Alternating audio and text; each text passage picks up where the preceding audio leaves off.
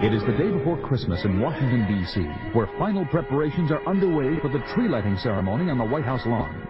We join newscaster Jimmy Olsen as he moves through the crowd outside the fence.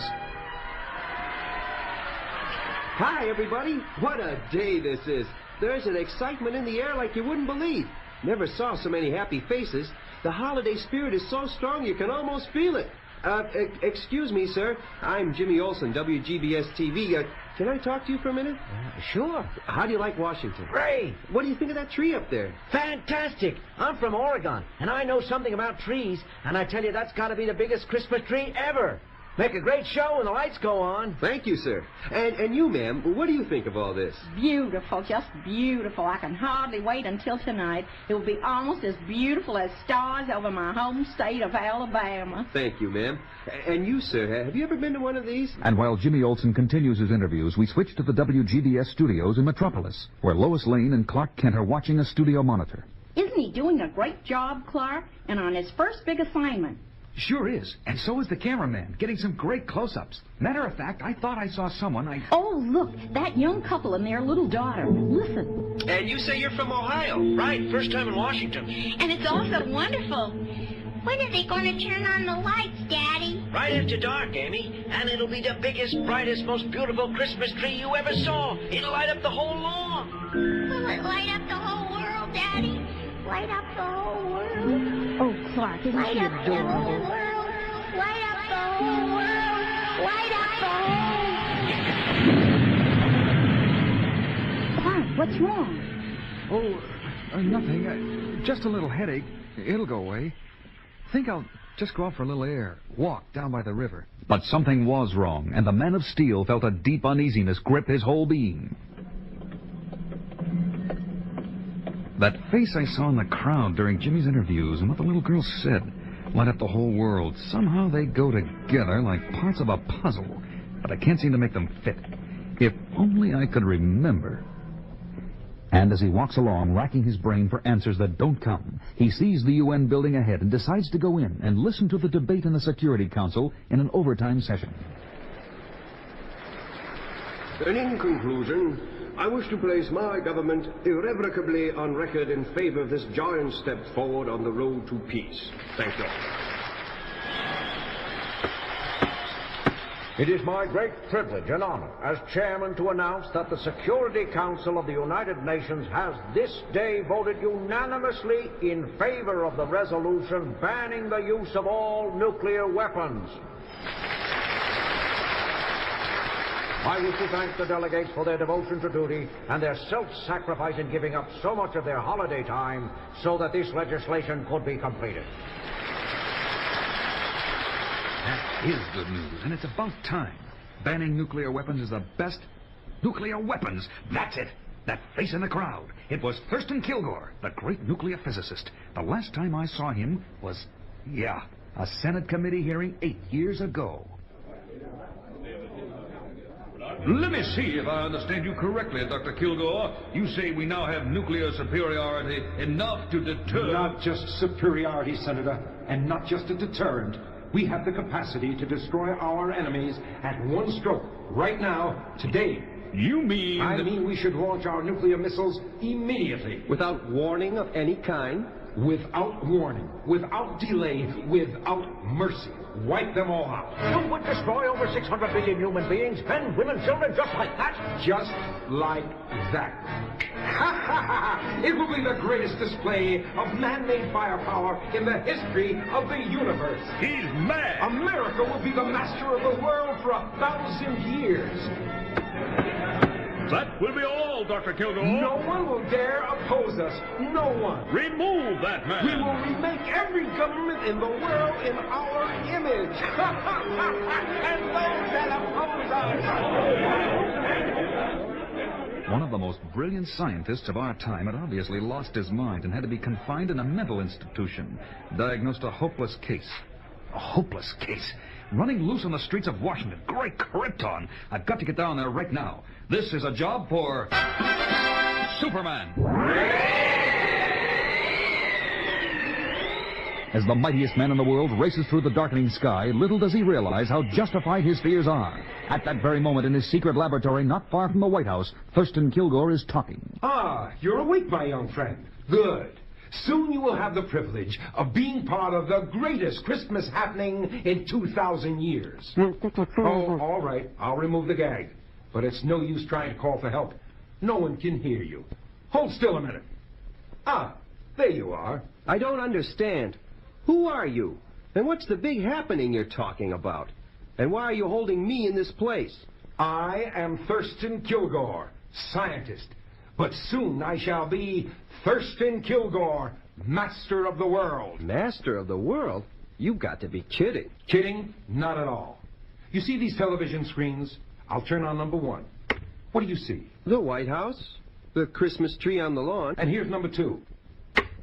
Now, what do you see? I'm not sure. Looks like, yeah, a missile at a rocket site. Very good. That rocket, by the way, is ready for immediate launching and carries a payload of 5 nuclear warheads, each 100 times as powerful as the Hiroshima bomb. But what has this got to do with... Patience, young man. Patience. And now, screen number 3. Another rocket. And 4. And 5. And 6. There you are. The whole picture. 5 multiple-head rockets. All tied to the controls in the war room of the Pentagon and targeted on our enemies. But the only person authorized to push the button is... Yes? The President of the United States. Precisely. But we're not at war, and he's not about to push that button. Quite right. Not that button, and not knowingly. But there are buttons and buttons. I still don't... Like the button that will turn on the lights on that beautiful Christmas tree. On the White House lawn? Right. You mean to say that button is tied into the rocket launch system you just showed me? Now you're getting it. It's tied in by a remote control circuit I secretly installed. And when the President pushes the button that lights the tree... Good Lord. For a brief moment, the lights will go on. And then a bomb concealed in one of the tree ornaments will detonate, destroying everyone in the immediate area. Including the President? Especially the President. And simultaneously, 5 beautiful rockets will soar like avenging angels through the night sky. And when they reach their targets, they will light up the whole world. But what have I got to do with all this? Why hold me? Because you, my young friend, are the bait in a trap I have set to capture and eliminate once and for all the only man who could possibly interfere with my plan, Superman.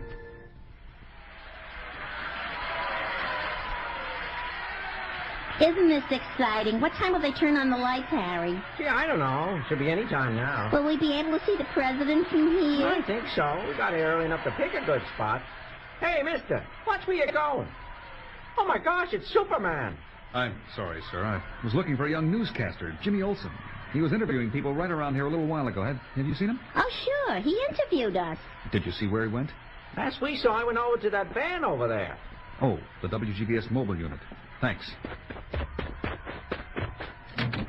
Nobody here. What's this on the seat? A note addressed to me. If you want to see Jimmy Olsen alive, come to the top floor of the warehouse at the end of L Street. Signed TK. TK. Thurston Kilgore, so I was right. He was the one I saw on TV. And at that moment, a cheer goes up from the crowd. Hey, look, it's the President. I know there's something wrong here, something involving the President, but I don't know what it is, and I have to go see Jimmy. Well, this is the warehouse, but I don't... Come in, Superman. The door's open. Kilgore. Welcome, Superman. Where's... Oh, Jimmy, there you are. Are you all right? So far, but you've got to stop him, Superman. He's going to... Don't worry. I'll take care of him. You'll take care of nothing, Superman. You're through. Superman, what's wrong? I feel weak. Dizzy. And soon you will feel nothing. This machine duplicates the deadly rays of green kryptonite, the only substance that can destroy the mighty Superman. And so I leave you both In a few minutes, you, Superman, will be dead. And my crypto-ray machine will self-destruct, wiping out all evidence of my connection with this place, including you, little Jimmy. If only I could get loose. Ta-ta, both of you.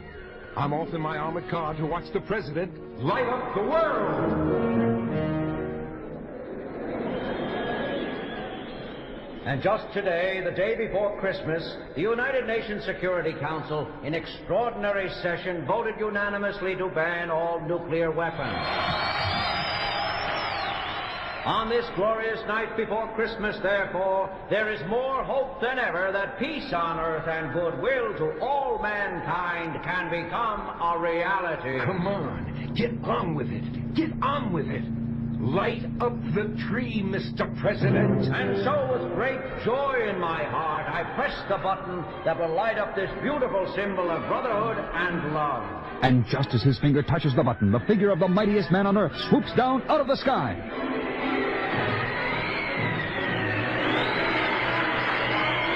It's Superman! Tears one of the ornaments off the tree and hurls it high into the night sky, where it explodes harmlessly with a roar. Now the president is safe at least, but I was too late to prevent the rockets from being fired. Got to stop them somehow. And then occurred one of the most incredible events in the history of the world. Crisscrossing the skies at unbelievable speed, the Man of Steel flies to each of the 5 rockets in rapid succession, changes their course in mid-flight, and heads them on a collision course with the sun, where their death-dealing potential will be fused with the life-giving energy of Earth's great star.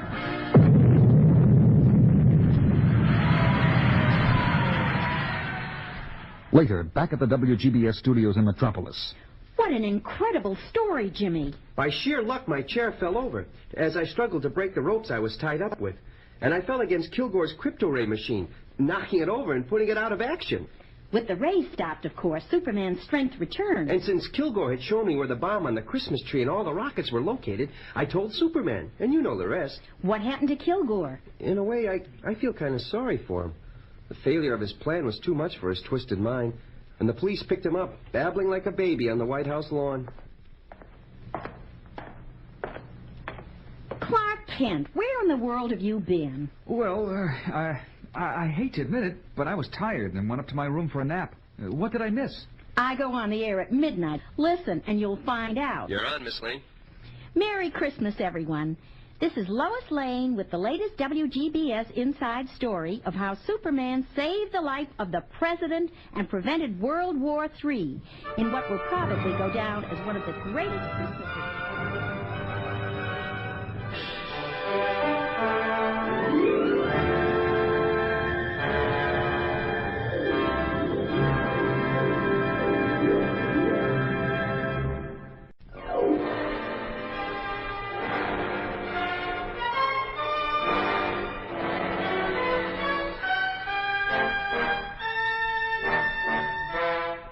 As an unsuspecting world prepares to celebrate that happiest of holidays, Christmas, a powerful nuclear submarine running silent and deep under the massive polar ice cap makes its way north to a spot directly below the only inhabited region in an otherwise desolate world of ice and snow.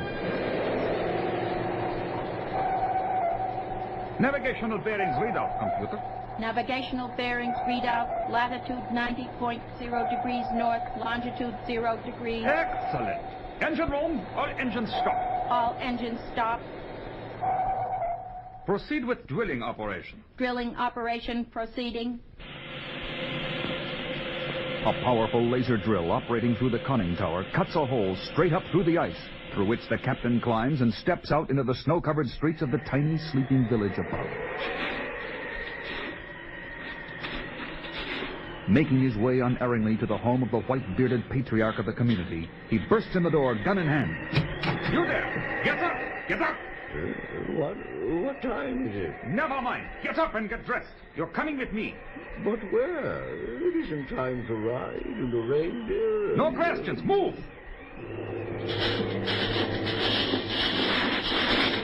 Silently, they walk back to the hole in the ice and down into the waiting sun. The captain wastes no time. All engines, full speed ahead. All engines full speed ahead. And like a gray-black ghost, her massive engines purring softly in the murky depths, the powerful sub sails silently south with its precious cargo.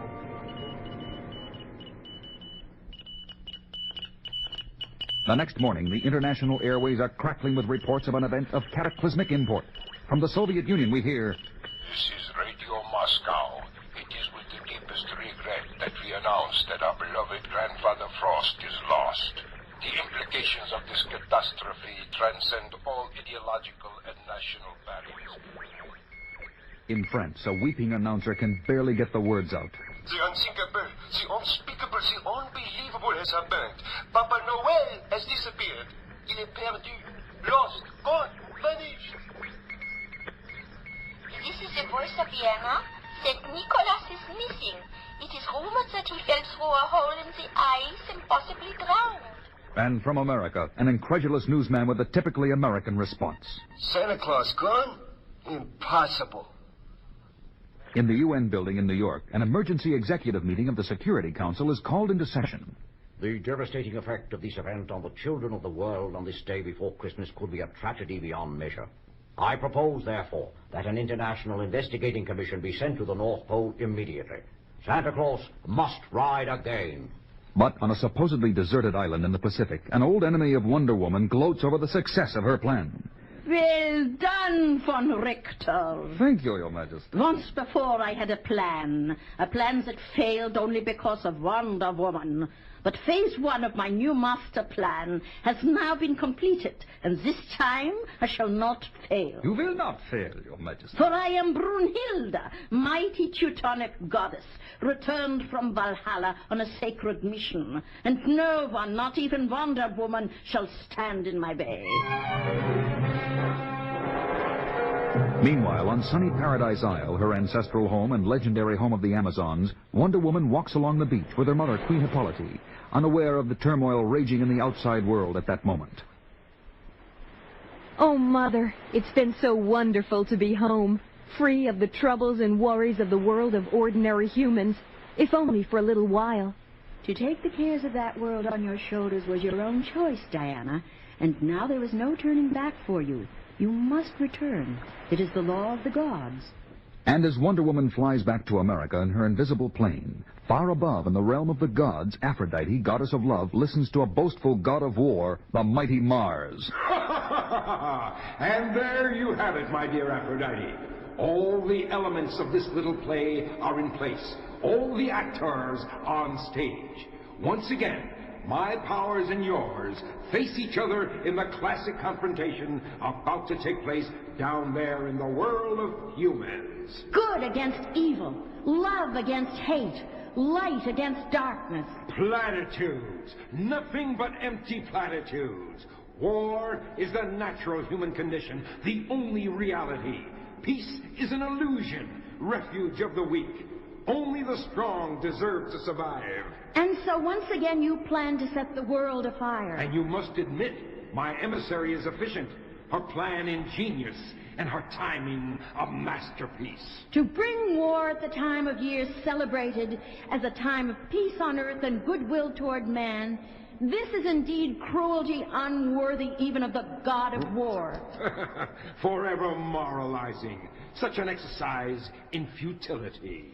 But your plan will fail, for there is on earth a champion of the forces of love who has foiled your plans before and will do it again. Wonder Woman. We shall see, we shall see. But now, let the play go on.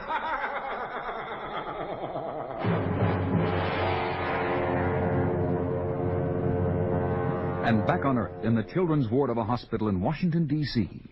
Wonder Woman, you kept your promise. I got here as soon as I could. The children have been very depressed over Santa's disappearance. Everyone knows about it. Poor things. I just heard the news myself. I'll do my best to cheer them up. And as Wonder Woman moves from bed to bed, the sad little faces light up at the sight of their famous visitor. Are you really Wonder Woman? Yes, I am. What's your name? I'm Susie. Susie. What a nice name. And what would you like Santa to bring you tonight? A doll and a teddy bear. Okay, Susie. I'll see that Santa gets the message. Wonder Woman, Yes? will you help find Santa so that he can ride tonight? Don't worry, Susie. I'll do my best. And what's your name, young man? I'm Johnny Appleton. And what would you like for Christmas, Johnny? A baseball and a baseball glove and a bat. A ball, a glove, and a bat? Yeah, 'cause someday I'm gonna walk again and run and play with the other kids and everything. That's wonderful, Johnny. And I promise you, your name will be at the top of Santa's list. But what if you can't find Santa? We'll find him. You'll see.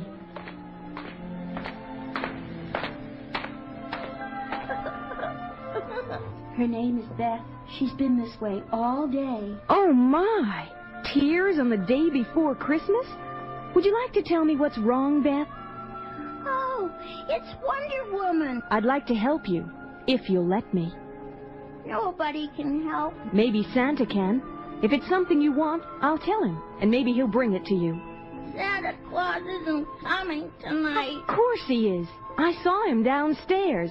That's only a make-believe Santa Claus. The real Santa Claus isn't coming. I know he isn't. I'm afraid there's no consoling her. If only we had some idea where he might be. Wonder Woman, there's an urgent call for you. You're wanted at the White House immediately.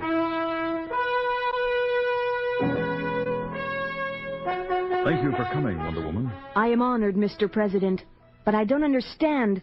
It's about the Santa Claus kidnapping. Kidnapping. So that's what it was. Yes. We received a radio message from the kidnappers. We don't know who they are, where they're holding him, or why. But they demanded that you be present when they contact us again. The call is coming in, Mr. President. Stand by. Mr. President, is Wonder Woman there? Yes, she is here. Good. Then listen carefully. In return for the release of your precious Mr. Claus, we demand $500 million, delivered personally by Wonder Woman. She must come alone, here to Christmas Island, and no tricks. At the first sight of any planes, submarines, or warships, the prisoner will be executed. That is all. And so, von Richter, Phase 2 has begun. Excellent, Your Majesty. And now, do you know what happens when Wonder Woman arrives? Well, I thought... We will take her prisoner, put her in the dungeon with our other prisoner, and then, as we take off in our specially equipped command plane to carry out the third and final phase of our plan... Yes, Majesty? Wonder Woman and Santa Claus and Christmas Island will all be blown to Kingdom Come in one great explosion. And do you see the delightful symbolism in this? Symbolism? Ah, yes, Santa Claus, a place called Christmas. The decadent trappings of a decadent world. I shall restore the Germany of old, the power of the ancient gods, and the glory of the master race. Jawohl, the master race! And with our robot satellites in orbit, ready to bomb the major capitals of the world at my command, I shall demand the surrender of all nations in the United Nations. And we shall fly to Washington, D.C., where I will be crowned Queen of the world. Heil Brunhilde!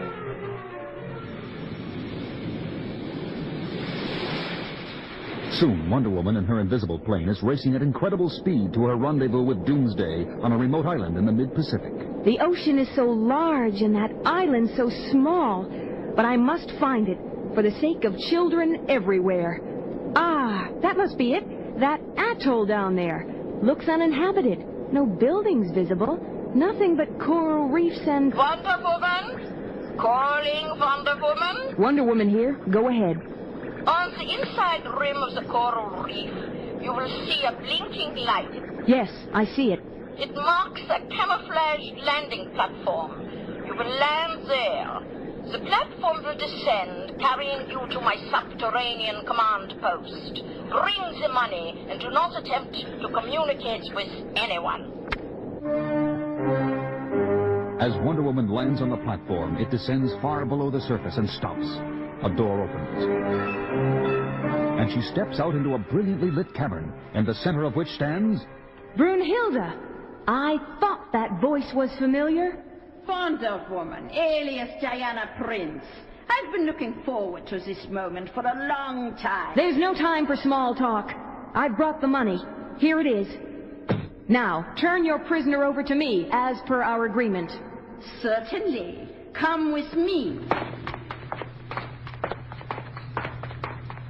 Here we are. Von Richter, open the cell door. Yes, Majesty. As Wonder Woman steps inside to lead the prisoner out, the door slams shut behind her. There you are. Company for the prisoner of Christmas Island. I should have expected a trick of some kind. In warfare there are no tricks, only tactics and strategy. And this tactic has succeeded. You, as a prisoner, I really wanted, not that fat little man. Then why not release him? Let him ride tonight, for the sake of little children everywhere. He will ride no more. From now on, there will be a new order, a new discipline, a new race. There will be no room for the sentimental claptrap and nonsense that he represents. And now we leave you. What are you going to do with us? Since even you cannot break through the indestructible metal this cell door is made of, I'll tell you. My command plane is in a hangar in the next room. Von Richter and I will board that plane.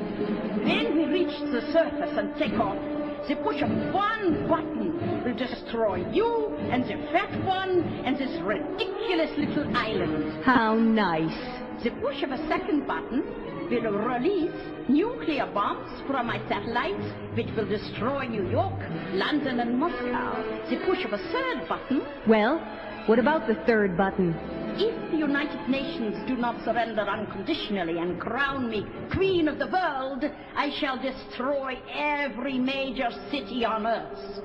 And now, Wonder Woman, goodbye forever. But Brunhilde had forgotten the powers of Wonder Woman's magic tiara.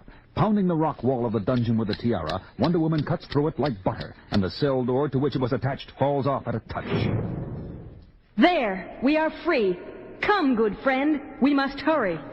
Running to the platform that had brought her down to the cavern, they board her invisible plane, and the platform rises to the surface just in time for them to see Brunhilde's plane take off. We must get off this island before she blows it up. Hurry, robot plane.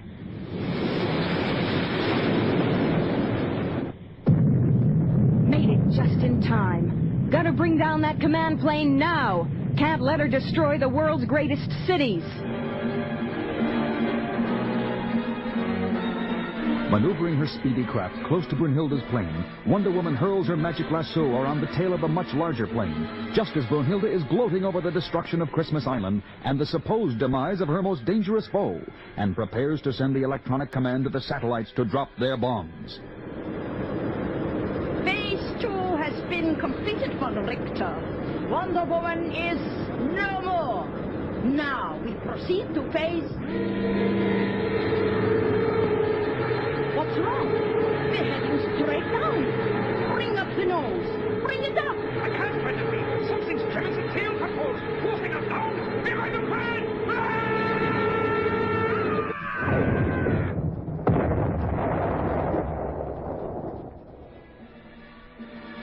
And as Wonder Woman watches the plane sink beneath the waves, suddenly she sees an extraordinary sight. A great white horse rising out of the water, carrying a Valkyrie.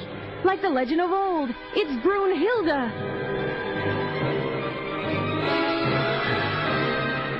Yes, it was the warrior maiden Brunhilde on her final journey to Valhalla, home of the fallen god heroes, never to return to Earth again. After notifying Washington of the necessity of disarming Brunhilde's orbiting satellites, Wonder Woman flies her companion back to his headquarters in the far north. We made it, and in time. Thank you, Wonder Woman, not just for what you have done for me, but for the children of the world. And at the stroke of midnight, once again we hear a familiar voice and a welcome sound as Santa rides again. on Vixen, on Prancer, on Rudolph, on Dancer, and Merry Christmas, Wonder Woman, and everyone, everywhere.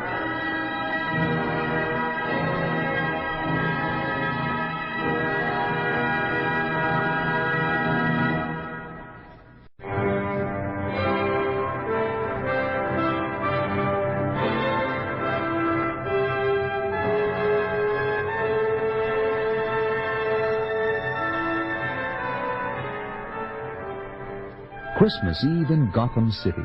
Is it our imagination, or is the city more peaceful than usual? Has the magic of Christmas silenced the screaming sirens, the whine of bullets, the thousand frightening voices of terror in the city at night? We find Batman and Robin wondering about the same thing as we join them. You know, Robin, it's been a pleasure just relaxing at home for a change. Yeah, no special calls for help from the police or anybody. And I kind of like it for a change, too. The only thing on our schedule for tonight is the Christmas party at the Southside Mission down on Skid Row. And come to think of it, we better get going. Okay. I'll get it. Hello? Hello. Is this Batman? Yes. I have a singing telegram for you. How nice. Sing away. I wish you a deadly Christmas. I wish you a deadly Christmas. I wish you a deadly Christmas and no more New Year's. Who is this? I can assure you, friend, if you go out tonight, you won't live long enough to find out. What was that all about? No, nothing. Just some creep crawling out of the woodwork. Come on, let's get to the party. I don't want to be late. And as they make their way through the shadowy streets of the city... Don't turn around, Robin, but I think someone's following us. How do we handle it? When we reach the corner just ahead, slip around fast and we'll grab him when he comes by. Ready? Now. He's coming closer. Okay. Now. Gotcha! Oh, I'm so sorry, madam. I thought... How dare you! I'm going to call the police! Help! Help! She's too hysterical to listen to explanations. We better get out of here fast. Are you sure someone was following us? Well, I thought... I wasn't sure then. I am now. Over here, quick. In this doorway. Did you see where the shots came from? Right across the street. We're trapped. Hey, Batman. Why don't you just walk out nice and easy like with your little friend and get this over with? Ha ha ha ha! Deck them all with an M3 volley. Fa la la la la la la la. 'Tis the reason I'm so jolly. Fa la la la la la la la.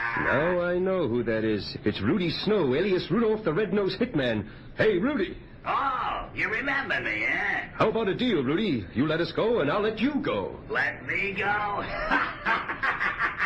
That's very funny, but you're just wasting time, Batman.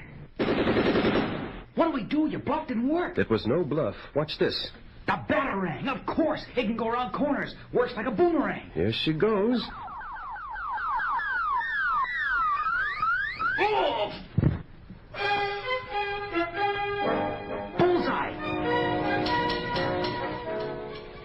There you are, Captain. It's Rudolph, the Red-Nosed Hitman. Must be wanted in a dozen states. And you got him. See you later. Hey, wait a minute. Any other charges besides assault with intent to murder and illegal possession of a deadly weapon? Yes. Charge him with disturbing the peace on Christmas Eve.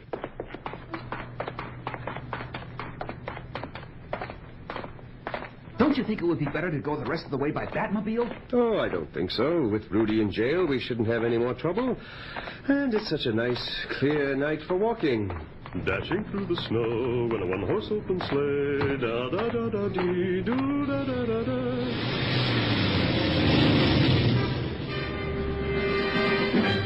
Look at that crazy driver. He must be drunk, heading right at us. And his lights shining right in our eyes. Quick, use the vent ropes. Flinging their ropes so that they catch onto a ledge 2 stories up on the building behind them, the two clamber up out of harm's way as the killer car, driving right up on the sidewalk, goes out of control.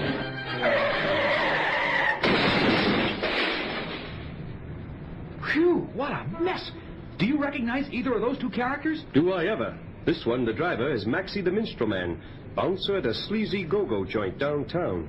What a name! Fancied himself a song and dance man, but soon discovered his only talent was beating up helpless drunks. Any other one? Look, he's dressed in a Santa Claus suit. It's Sammy, the Southside Santa. For years, he's been a fixture in the Christmas scene down there. I don't get it. He's been involved in petty larceny, but never anything like this. Look, he's still alive, trying to say something. You're right. Sammy, it's me, Batman. Can I do anything for you? No. Just listen. I didn't want to be in on this. He made me. Who, Sammy? Who made you? I could never kill. He's gone. Poor Sammy. Really as gentle a man as you'd ever meet. Well, one thing is for sure.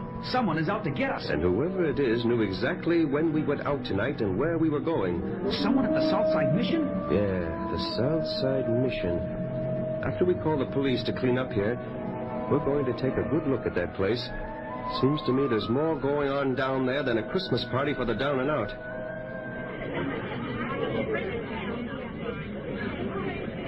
In the Southside Mission, run and financed almost exclusively through the efforts of Dr. Jonathan Carroll, 100 of the less fortunate of Gotham City are enjoying a delicious turkey dinner with all the trimmings. God bless old Dr. John. This is the first good meal I've had in a month. I don't know what we'd do down here without him. When I broke my arm a month ago, he fixed it up and wouldn't charge me a cent. Look, he's getting up on the stage. He's going to speak. Hooray for Dr. John. Yay, hooray.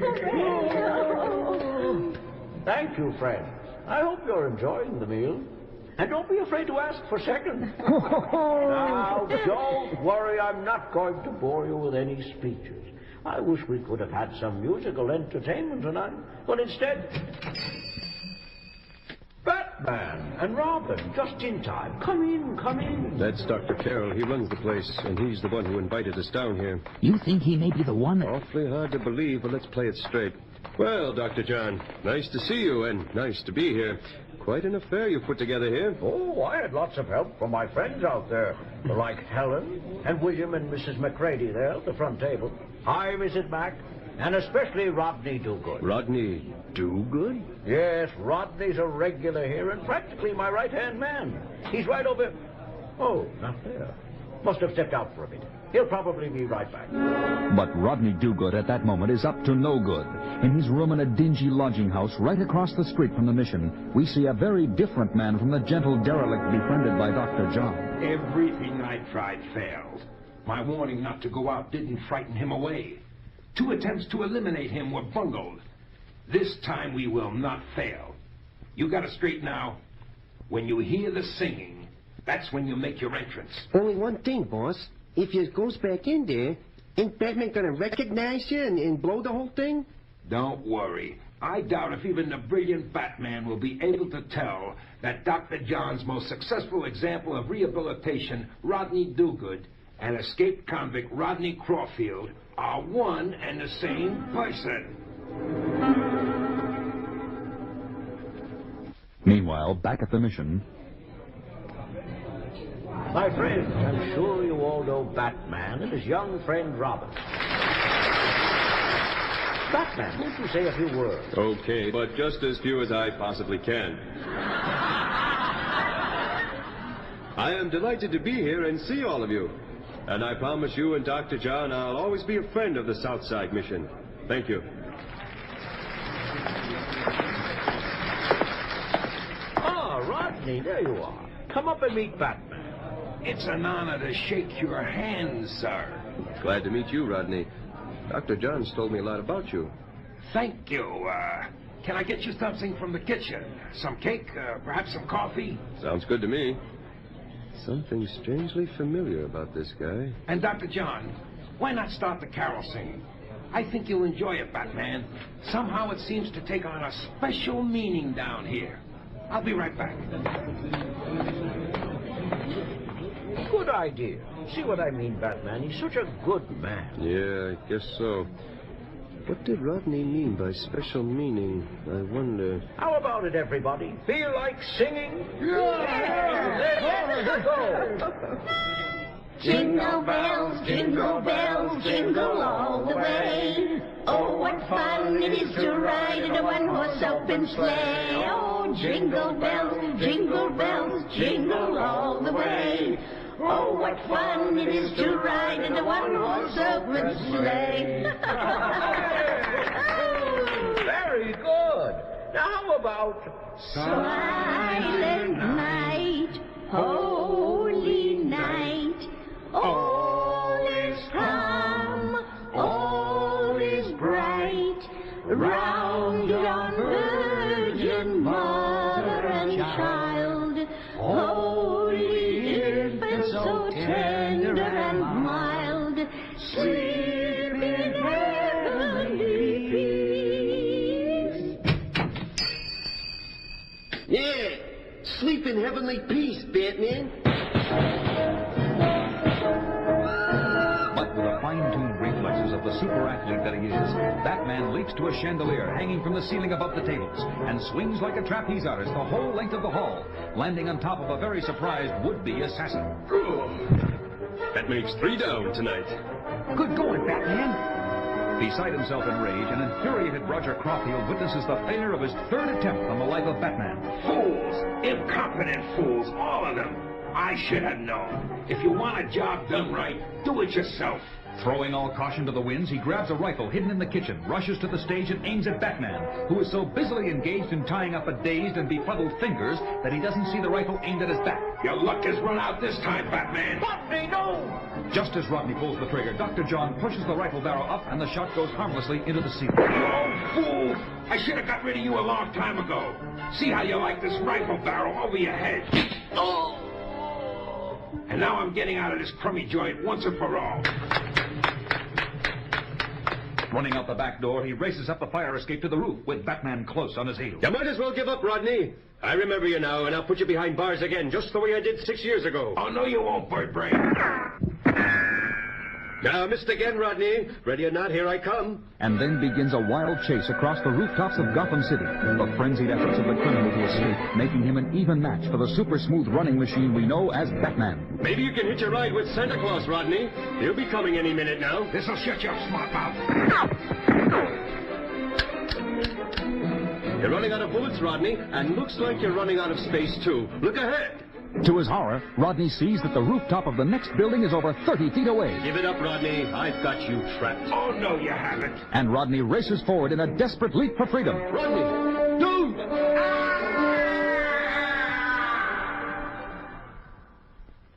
It is an hour later at the mission. The police and all the guests have gone. How do you feel now, Dr. John?